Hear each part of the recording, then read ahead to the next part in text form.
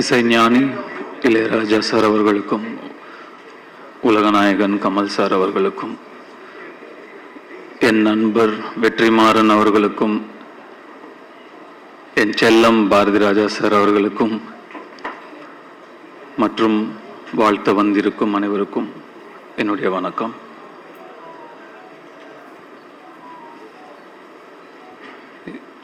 எண்ணம் போல் வாழ்க்கை அப்படின்னு ரொம்பவும் நம்புறதும் அடிக்கடி சொல்றதும் உண்டு. What you think you become. Manifesting. நம்மள பல பேர் இரவு தூக்கம் இல்லைன்னா இளையராஜா சாரோட பாட்டை அப்படியே கேட்டுட்டு எதமா மெய் மறந்து தூங்குவோம். ஆனால் நான் பல இரவுகள் இளையராஜா சாராவே நடிச்சா எப்படி இருக்கும்னு என் மனசுல நடிச்சு பார்த்துட்டு படுத்துட்டே இருந்திருக்கேன் தூக்கம் இல்லாம. மேனிஃபெஸ்டிங். நான் 2 பேருடைய வாழ்க்கை வரலாறு தான் நடிக்கணும்னு ரொம்ப ஆசைப்பட்டேன். ஒன்று இசைஞானி இளையராஜா அவர்களுடையது, இன்னொன்று சூப்பர் ஸ்டார் ரஜினிகாந்த் அவர்களுடையது. ஒன்று நடக்குது. இது எனக்கு மிகப்பெரிய கர்வத்தை கொடுக்குது.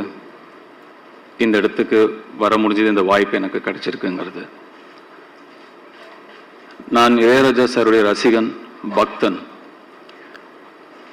அவருடைய இசைதான் எனக்கு துணை, மை கம்பேனியன். இது எல்லாருக்குமே பொருந்தும். அதை தாண்டி அவருடைய இசை எனக்கு ஒரு நடிப்பு ஆசானும் கூட. எனக்கு நடிப்புன்னு என்னன்னு தெரியாத காலத்துல இருந்து இப்போ வரைக்கும் ஒரு காட்சியை படமாக்குறதுக்கு முன்னாடி அந்த காட்சிக்கு தகுந்த மூட்ல இருக்கிற ஒரு இளையராஜா சாருடைய பாடலையோ பிஜிஎம்யோ கேட்பேன்.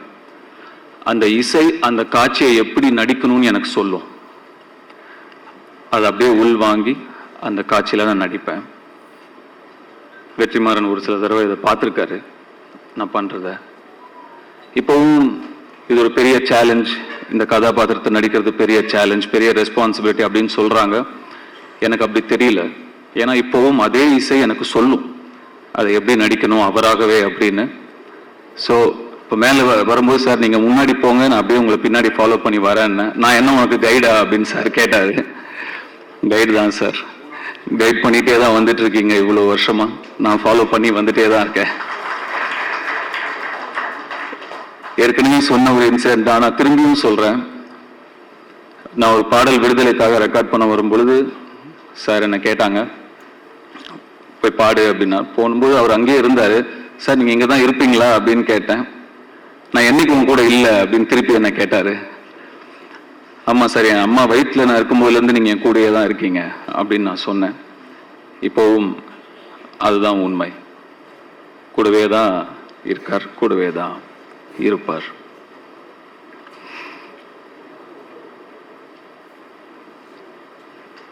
நிறைய விஷயங்கள் பேசணும்னு நினைக்கிறோம். ஆனால் நம்ம முன்னாடி நிறைய பேர் பேசுறதுனால நிறைய பாயிண்ட்ஸ் நம்ம யோசிச்சுட்டு வந்துடுது, போயிடுது. வெற்றி ஒரு சில விஷயங்களை அப்படியே போற போக்கில் அடிச்சிட்டாரு. இப்போ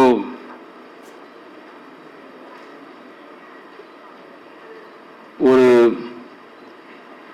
ஆர்டிஸ்டா நான் இதை எனக்கு கிடைச்ச ஒரு மிகப்பெரிய அங்கீகாரமா நான் நினைக்கிறேன்.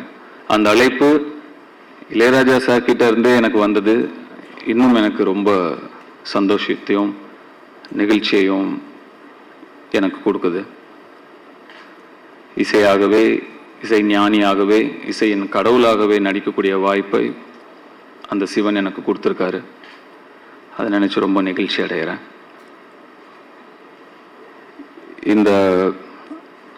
இங்க இதை வாழ்த்த வந்திருக்கும் கமல் சார், அவருக்கு இசை மீதும் இசைஞானி மீதும் இருக்கும் காதலையும் அன்பையும் இதை காட்டுது. ரொம்ப நன்றி சார். அருண் நிறைய ப்ரெஷர் போடுறாங்கன்னு நினைக்கிறேன். எந்த ப்ரெஷரும் எடுத்துக்காதீங்க. இதை என்ஜாய் பண்ணி பண்ற ஒரு விஷயமா தான் நான் பார்க்குறேன்.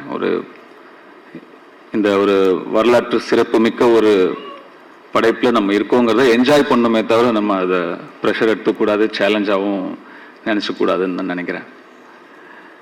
இந்த இடத்துல நான் இவ்வளவு மட்டுமே பேச நான் நினைக்கிறேன்.